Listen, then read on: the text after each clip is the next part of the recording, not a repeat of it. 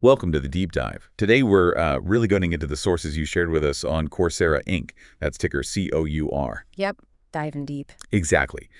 Our mission here is to sift through all this material, the articles, the research, your notes, and really figure out Coursera's business, its leadership, the financials, the risks, all from a long-term value investing standpoint. And we're looking at this snapshot as of May 21st, 2025. Stock price was, what, $8.63 then? That's right, $8.63 share. This is basically your way to get up to speed fast on COUR. And hey, if you find this kind of breakdown helpful, please do like and subscribe to the stockanalytics.ai YouTube channel. It really helps us out. Absolutely. That support keeps these deep dives coming. And just a quick note for our members, the ones paying Euro $4.99 a month, you can drop a ticker symbol in the comments, and we'll prioritize that company for a future deep dive or maybe an earnings analysis so you get to help steer the ship. Definitely. And, as we get into the numbers later on, keep your ears open. We found something pretty fascinating about how Coursera is using its new capital. Well, it might surprise you considering their history. Ooh, okay, a little financial mystery. I like it. Consider us hooked. All right, let's unpack Coursera. Where do we start? What is this company fundamentally? And how does it actually make money? Okay, so think of Coursera as like a huge online learning platform. It launched way back in 2012. The key thing is they don't really create the courses themselves. No. They provide the platform, the technology. They partner with over 350 big names, top universities, industry players. Think Stanford, Google, IBM, places like that. So those partners bring the content. Exactly. They bring the world-class education, and Coursera delivers it online to, well, potentially anyone in the world. Got it. So they're the connector, the tech layer, the marketplace. How does that translate into revenue? Where's the money coming from? So they basically have two main ways they make money. They actually simplified this structure a bit in Q1 2025, moved their degrees product line into the consumer segment. They said it was to focus more on the sort of learner journey. Okay, makes sense. Yeah. Tell us about those two main segments then. Right. First up is the consumer segment. This is all about individual learners, people like you or me. Revenue here comes from lots of different things. Like what? You can pay for individual course certificates, proof you completed something, usually like $30 to $100, or subscribe monthly to specializations, which are bundles of courses that's maybe $39, $79 a month. Okay. Then there's Coursera Plus, which is like an all-access pass for about $59 a month or $399 a year.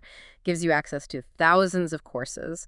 They also have smaller guided projects starting around $9.99 for quick hands-on stuff. And of course, the full online degrees offered through Coursera by their university partners. Those start upwards of $9,000. Wow, quite a range. Yeah, so that consumer segment brought in $117.6 million in Q1 2025. For the full year 2024, under the old structure, it was $398.1 million. So that's the individual side. What's the other segment? That's the enterprise segment. This is Coursera selling to organizations, businesses, governments, even other universities.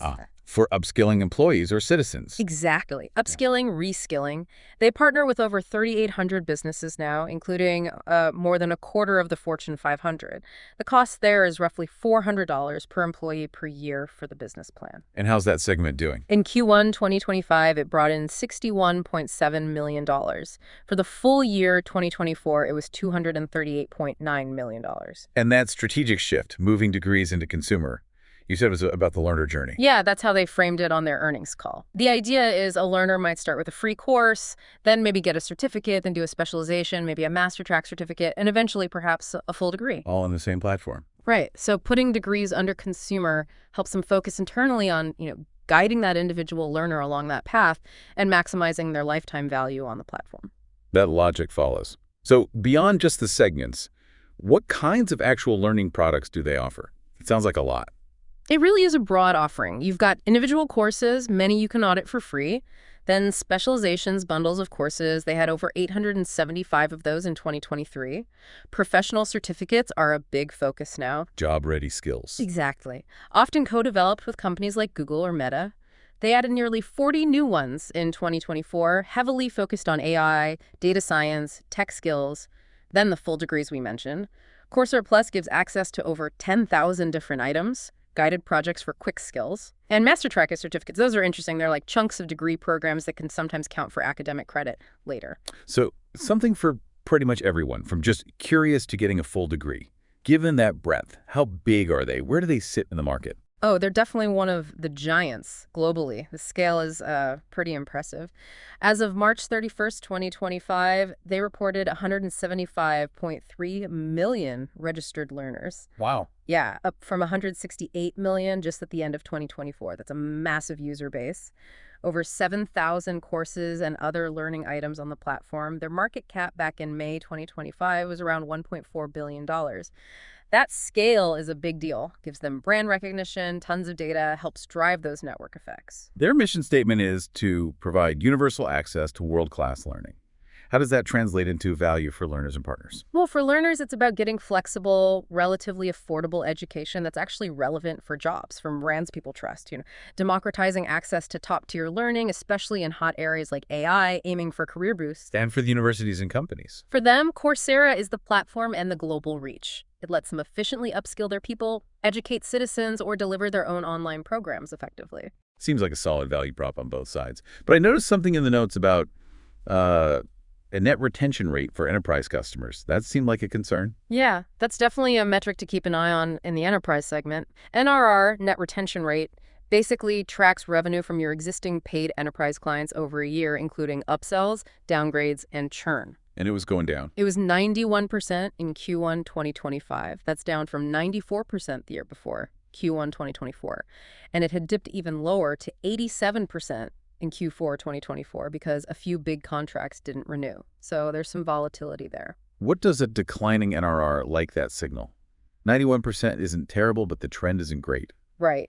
It suggests that even if they're adding new customers, they're struggling a bit to either keep their current ones fully happy and paying or to get them to spend more. It could be competition heating up in that enterprise training space, or maybe Coursera needs to, refine how they demonstrate the value proposition, the ROI for those bigger clients.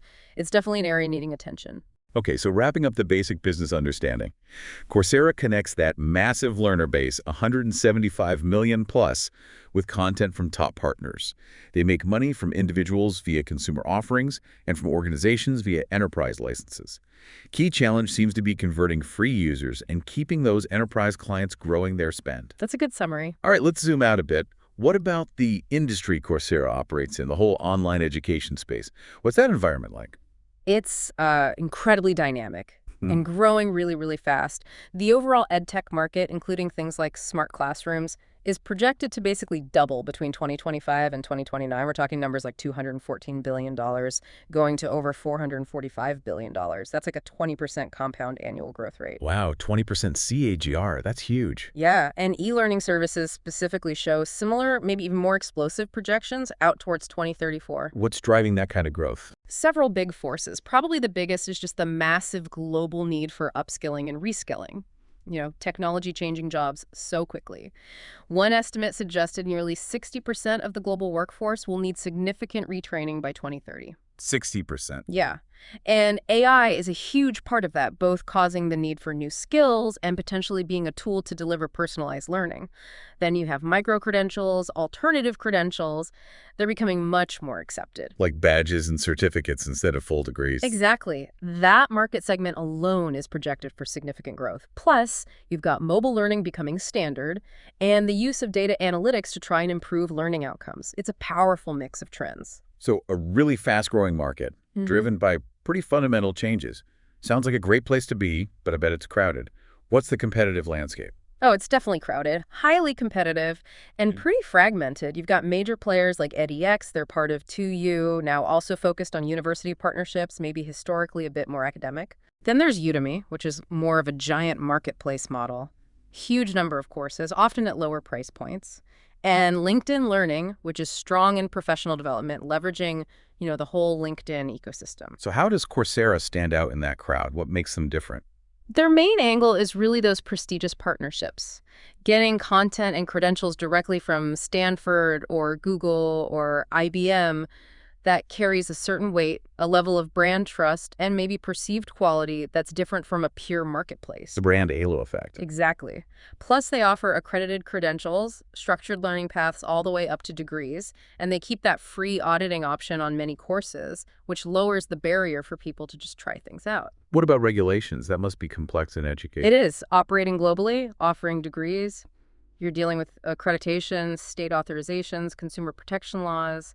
data privacy rules like GDPR in Europe or FERPA in the US for student records. It's a complex web. There was some news about U.S. Department of Education rules recently. How did that affect things? Yeah, that seemed to bring some clarity, but also some new burdens. The rule, effective 2026, basically said online programs don't need mandatory attendance, and asynchronous learning is okay for federal funding eligibility. That was good news for platforms like Coursera. Okay. But it also added new reporting requirements for their university partners starting in 2027. So clarity on one hand, more admin work on the other. Got it. So regulations are manageable but evolving. What if someone wanted to start a new Coursera today? Are the barriers to entry high? Extremely high, I'd say. First off, building that brand reputation and trust, that takes years. Coursera's been at it for over a decade. Right. Then securing those exclusive partnerships with hundreds of elite institutions, that's incredibly difficult and takes a long time. Building and scaling the tech platform for millions of users, huge investment. And then there are the network effects. The more learners, the more partners, the more learners. Exactly. That cycle is very hard for a newcomer to just jumpstart.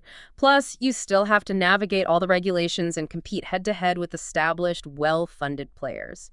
It's a tough space to break into fresh. So summing up the industry view, does online education have a solid long-term future? Absolutely. Based on those growth drivers and projections, it's not some passing fad. The need for lifelong learning is just growing. That 20% plus KBG suggests a really strong runway. Yeah. The big question mark, or maybe exclamation point, within that is AI. How so? Well, AI is both a massive opportunity to personalize learning, create efficiencies, and a potential threat if it disrupts existing models. Coursera needs to leverage AI effectively in its platform and offer leading content about AI. It's notable their new CEO has a strong AI background. Right. Strong market, tough for newcomers, lots of competition. That leads us perfectly into the idea of a competitive advantage or a moat. What makes Coursera's business hard to replicate? They've got a few key things building that moat. First, as we discussed, brand strength and those elite partnerships. That credibility is huge. Second, economies of scale. With 175 million learners, they can spread the fixed costs of their platform development and maintenance over a massive base. That can give them cost advantages. And the network effects you mentioned. Definitely a core part of a moat. That two-sided network learners attract partners, partners attract learners. It creates a reinforcing cycle that gets stronger with scale and is really difficult for competitors to match quickly. What about switching costs? Is it sticky? It depends. If you're just auditing a free course, switching cost is basically zero. Yeah. But if you're deep into a professional certificate or halfway through a paid specialization or especially enrolled in a degree program on the platform, then yeah, the switching costs in terms of time, money, and lost progress are pretty significant. And for the enterprise clients? For them and for the university partners who integrate Coursera into their systems, the switching costs can be quite high. Retraining people, migrating content, changing workflows. It's a hassle. And then there are some unique assets. Their extensive content library, often exclusive due to those partnerships, their proprietary tech platform itself, the data analytics capability. The data moat. Exactly. Having data on how 175 plus million people learn gives them insights that smaller players just don't have. It helps them personalize, optimize, spot trends. Their credentialing system, including that ACE authorized status, which helps link non-degree learning to potential college credit, is another unique piece. And maybe even their PBCB Corp status, signaling a mission beyond just profit, which could attract certain partners and learners. Okay, so it's really a combination. The brand, the scale, the network effects, meaningful switching costs for many users, and those unique assets like data and credentialing authority. Precisely. It's the interplay of all those factors that creates their competitive advantage, their moat, in a very busy market. That gives us a really good handle on the business and its competitive position. Let's shift now to the people in charge. Chapter 2, Management Evaluation. What's the story with the leadership team? Yeah, leadership is always critical, right? Especially in tech. Coursera actually had a big change recently. Jeff Maggioncalda, who was CEO, retired back in February 2025. He really oversaw a massive transformation period. How so? Under him, they added over 100 million learners, grew revenue like tenfold, took the company public via IPO, and started them on the path towards adjusted EBITDA profitability. He navigated the whole COVID boom, too. Pretty significant tenure. That sounds like big shoes to fill. Who took over? The new CEO is Greg Hart. He started February 3rd, 2025. His background is, well, it's very interesting for where Coursera is now. He spent 23 years at Amazon. Amazon. Doing what? He was key in scaling huge initiatives there, like Alexa and Prime Video. He was even a technical advisor to Jeff Bezos for a while. More recently, he was COO at Compass, the real estate tech company. There, his focus was apparently on efficiency and generating free cash flow, even when the market got tough. So bringing in serious experience in scaling tech businesses and driving efficiency, how was that move received? Generally, pretty positively, from what the sources suggest. His Amazon experience, especially with scaling and tech, is seen as really valuable for Coursera's next phase, particularly with the focus shifting towards leveraging AI and achieving more operational excellence. And the CFO, Ken Han, he's got a solid track record, too. Over 20 years as a CFO, he gets credit for building out scalable finance systems and helping drive that operating leverage. We're starting to see, getting to positive adjusted EBITDA and that strong free cash flow in 2024 and Q1 25. Are the founders still in the picture? Yes, and this is important. Dr. Andrew Ng, one of the co-founders and a real giant in the AI world. Right, Google, Brain, Baidu. Exactly. He's still chairman of the board and seems actively involved, providing strategic guidance, especially on AI strategy. Dr. Daphne Koller, the other co-founder, also played a huge role in getting it all started. How has the leadership handled tough times historically? Any track record there? Well, Maggio and Calda definitely steered them through the operational chaos and rapid scaling of the COVID period. And Greg Hart's recent stint at Compass, focusing on FCF in a challenging market, suggests experience in driving discipline when needed. So, yeah, seems like there's some resilience there. What about communication? Are they transparent with investors? From an investor relations perspective, they seem pretty standard, maybe even good. Regular quarterly earnings calls, detailed financials available, an investor website with filings, news, the usual stuff. They also publish these annual impact reports talking about their progress on their public benefit goals. Speaking of that, their ethical reputation. They're a B Corp, a public benefit corporation. What does that really mean in practice? That PBCB Corp status is a legal commitment. It means they're required to consider the impact of their decisions not just on shareholders, but also on their stated public benefit, which for them is that universal access to world-class learning. They have to report on it. They have a code of conduct. It suggests, on paper at least, a commitment to ethics beyond pure profit. Okay, sounds good. But you mentioned earlier those Better Business Bureau complaints. How does that fit with the B Corp image? That's the million-dollar question, isn't it? The BBB profile did show, nearly 300 complaints over 3 years as of early 2025. Recurring themes about billing issues, problems with the product, customer service struggles. Some people explicitly use terms like unethical billing. Now, Coursera generally responds to these complaints on the BBB site, but the volume and the nature of them, it does suggest there might be a gap sometimes between the high-level mission and B Corp status and the actual experience some customers are having on the ground. So a potential disconnect between the aspirational values and the operational reality for some users. That seems to be what the data points towards. It's definitely an area where they need to ensure their practices fully line up with their stated commitments. Okay, let's pull it all together for management. Bottom line, are they honest, capable, and shareholder-oriented? All right. Based on the sources, honest, the PBCB Corp status and reporting suggest an intention towards honesty and broad stakeholder consideration, but those BBB complaints raise questions about operational execution matching the intent. Needs work there. Okay. Capable. Capable, yes. I think the evidence points to yes. The team has a track record of growth, IPO, improving efficiency, generating FCF.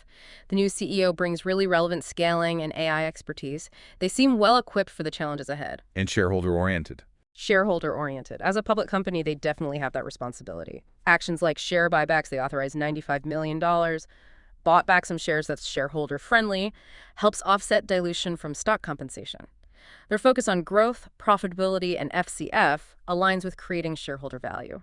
The PBC status just adds a layer, requiring them to balance shareholder value with that public mission. It's not necessarily anti-shareholder, just a broader mandate. Got it. That's a clear picture of the leadership. Now let's get to the core for value investors, the financials. Chapter 3, Financial Analysis.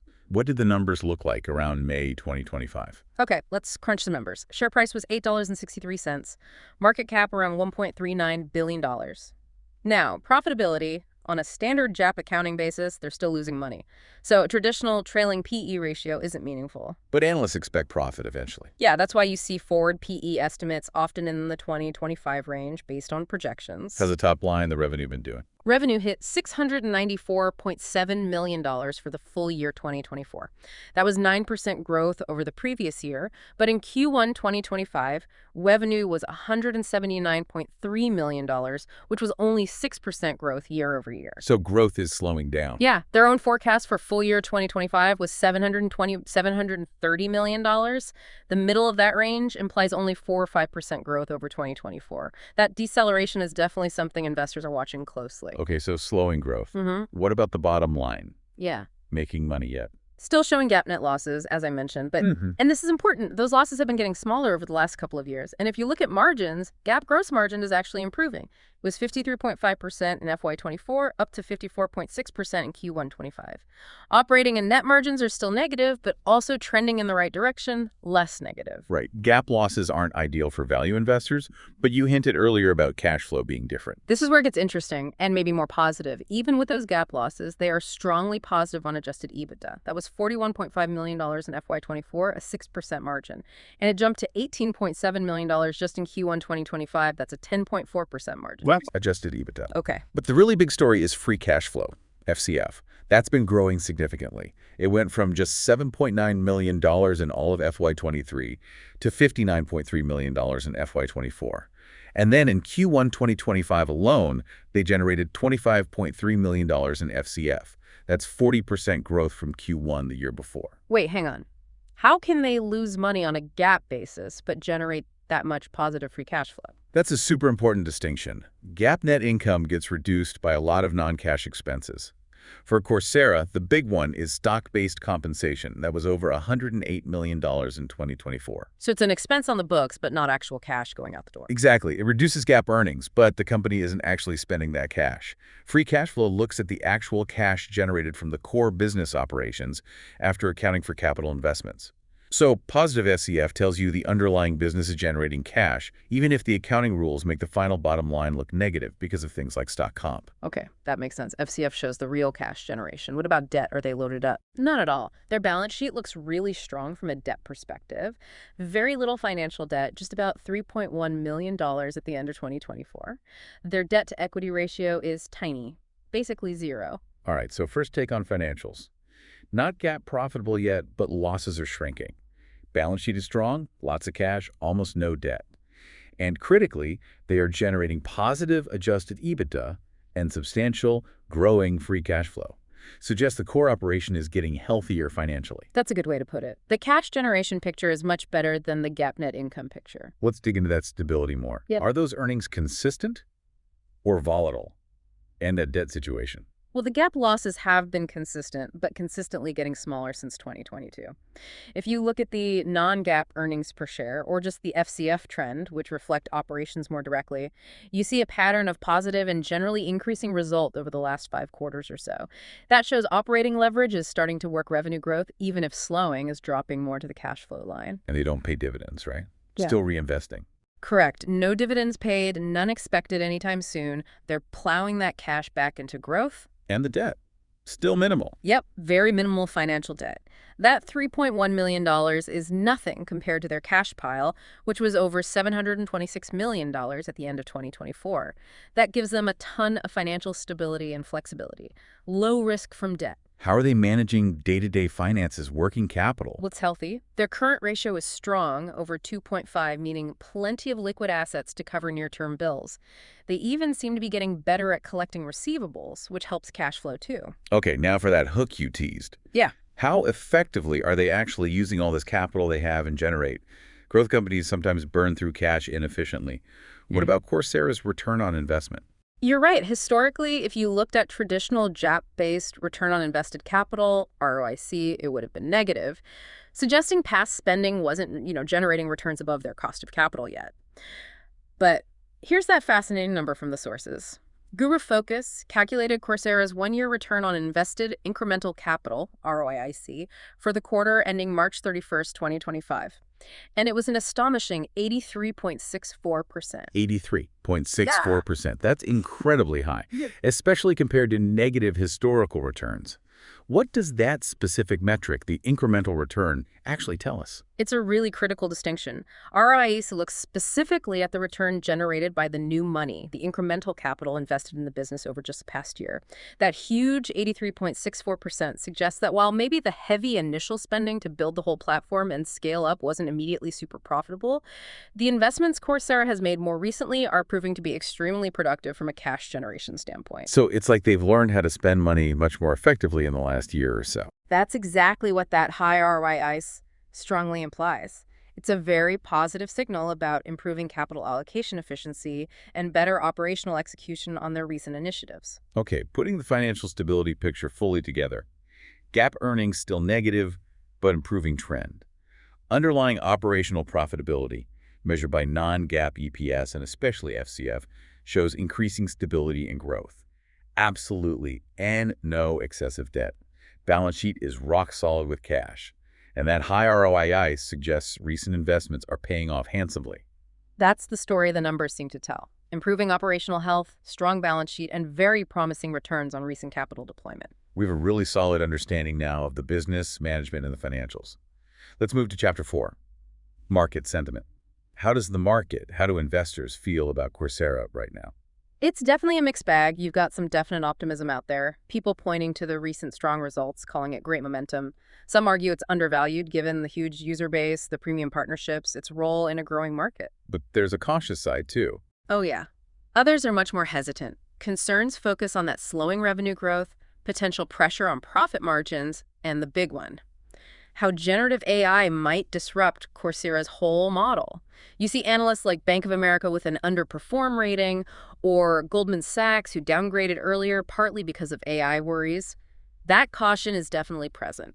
And a stock price reflects that tension. Absolutely. It's seen its share of volatility as investors weigh these different arguments. How did their last earnings report, Q1 2025, affect that sentiment? That was a big positive catalyst. They reported back in late April. They beat expectations on both EPS and revenue. Crucially, they raised their guidance for the full year, and they showed that really strong free cash flow number we talked about. So the market liked that. It did. The stock jumped noticeably, up a few percent right after the report, and then over 12% the next day.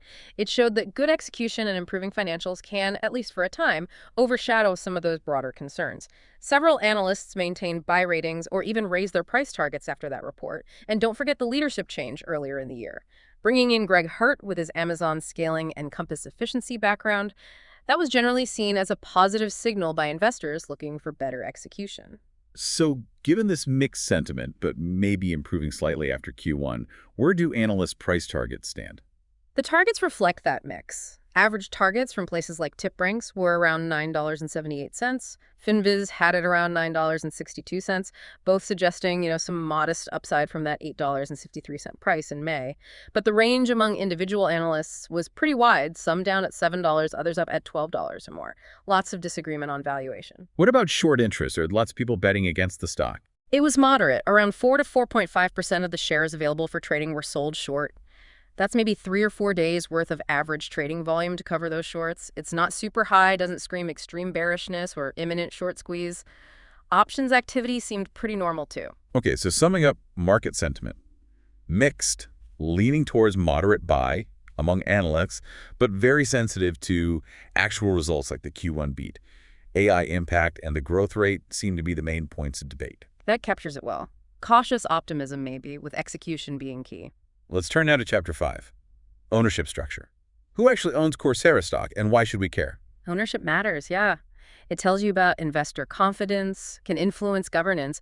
Coursera has very high institutional ownership. We're talking well over 70% owned by professional money managers, mutual funds, pension funds, investment firms. And 8 big names. Oh, yeah. Big players like BlackRock, Vanguard, Morgan Stanley are significant holders. NEA, a venture capital firm that was an early investor, still holds a large stake too, around 8%. High institutional ownership generally suggests confidence from the pros.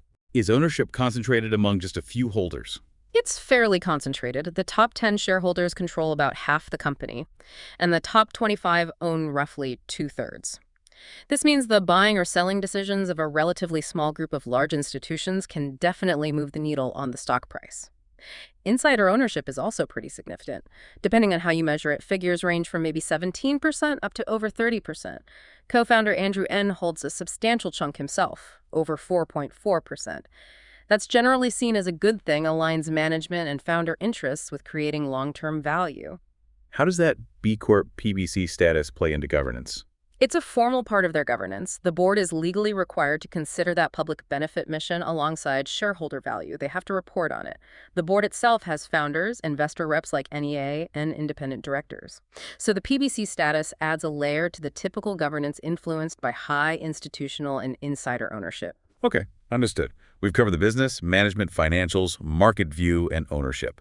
Time to really grapple with the risks and opportunities. Chapter 6, Risk Assessment using a SWOT analysis. Let's break down strengths, weaknesses, opportunities, and threats. Sounds good.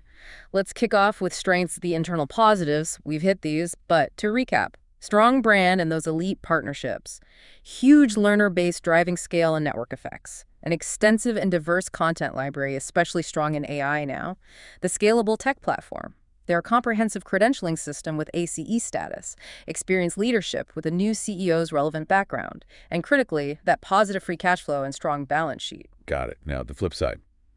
Internal weaknesses, what holds them back? Key weaknesses are still showing historical gap losses, even if they're narrowing. The recent revenue growth deceleration down to that mid-single-digit range, those customer service and billing issues highlighted by the BBB complaints, that's an operational weakness.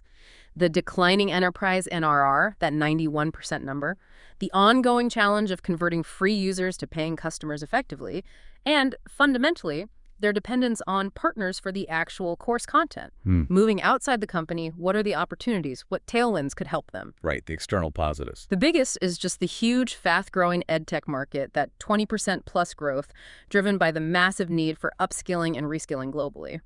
The expansion of AI and education is a huge opportunity, both to improve their own platform and offer in-demand AI courses. The rise of micro-credentials fits their model perfectly. Potential for more enterprise market expansion, especially internationally.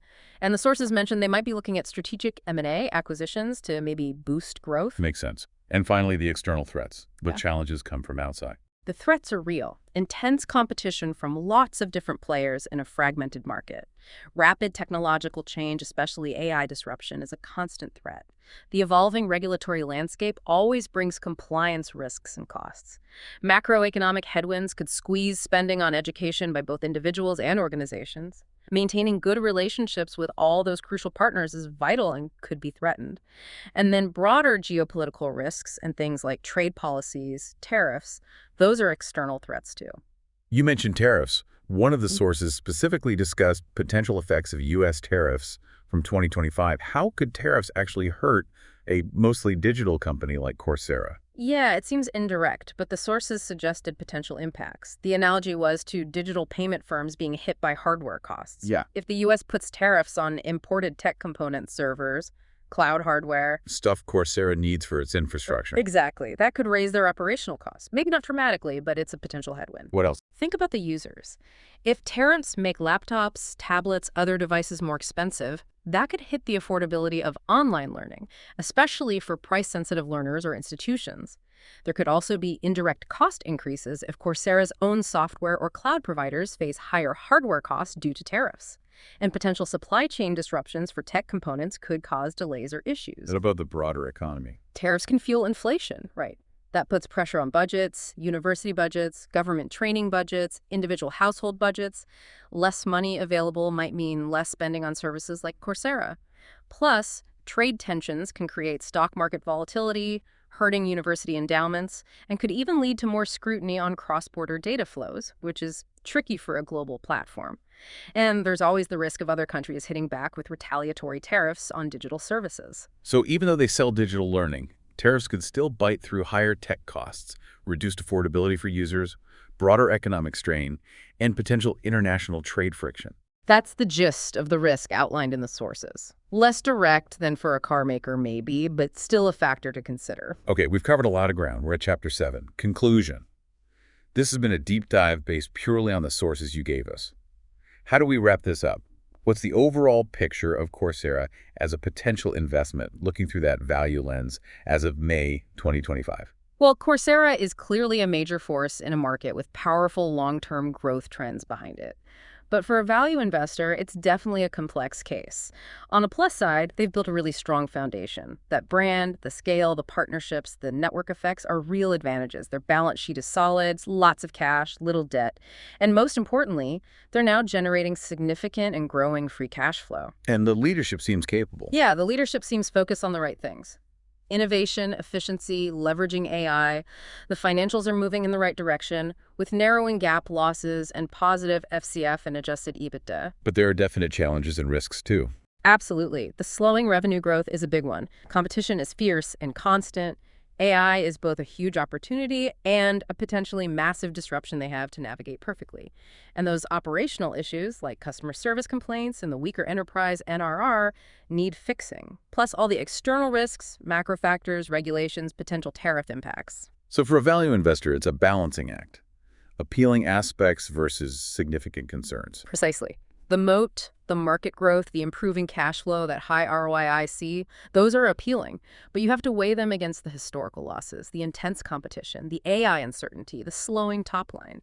The valuation at the time forward PE in the 20s, PFCF around 16, seemed to reflect some optimism, but also acknowledge the risks. It's a big key thing to watch for future value creation, then. Based on everything we've seen in these sources, it really comes down to whether they can keep that positive financial momentum going. Can they achieve consistent overall GAAP profitability? Can they generate overall returns on invested capital that clearly beat their cost of capital? Can they successfully use AI without being disrupted by it? Can they innovate their products effectively? And can they fix those operational weak spots? That's what will likely drive long-term value. Okay, let's bring it home with a hook reveal. We talked about that puzzling contrast, historically negative returns, but then that incredible 83.64% one-year return on incremental capital in Q1 2025. What's the ultimate takeaway from that number for you, the listener, the potential investor? That super high ROIC number, it's a really powerful clue. It tells you that even if all the money spent in the early years to build this giant platform didn't show great returns immediately on an overall basis, the new money, the capital Coursera deployed in the most recent year, seems to be working exceptionally hard and generating fantastic returns on the margin. So they got much smarter or more efficient with how they spent their latest investments compared to the initial build-out phase. That's exactly what it implies, a significant improvement in recent investment efficiency and execution. But the huge question, the critical thing for you to consider is, can they keep that up? Can they sustain that high rate of return on future new investments? And, maybe even more importantly, can they translate that improved efficiency on the edges into consistent, sustainable overall profitability for the entire company? Profitability that really justifies the market valuation, especially with all the competition and the speed of change from AI. That ROI is the flashing green light of potential improvement, but whether it leads to lasting overall success is the big unknown you need to monitor. That's a really sharp point to end on as you think about Coursera. And remember, this deep dive was based entirely on the specific source materials you provided us. We really hope walking through it like this has helped clarify the picture of Coursera from that value investing angle. And one more time, if this was useful, please do hit like and subscribe over on the stockanalytics.ai YouTube channel. Yep, and remember, Euro 4.99 members, you can suggest tickers in the comments for future deep dives or earnings coverage. We definitely look at those suggestions. Okay, final, very important point. The disclaimer. This report, this discussion, it's purely for informational and educational purposes. It is absolutely not financial or investment advice. Right. This was generated by AI based only on the documents you provided. It might not have the absolute latest news or information. Investing always involves risk. You could lose money. You absolutely must do your own thorough research, your own due diligence. And always consult with a qualified financial advisor before making any investment decisions. What worked in the past or what looks good on paper now doesn't guarantee future results. Thank you so much for joining us on the Deep Dive. Until next time. We're out.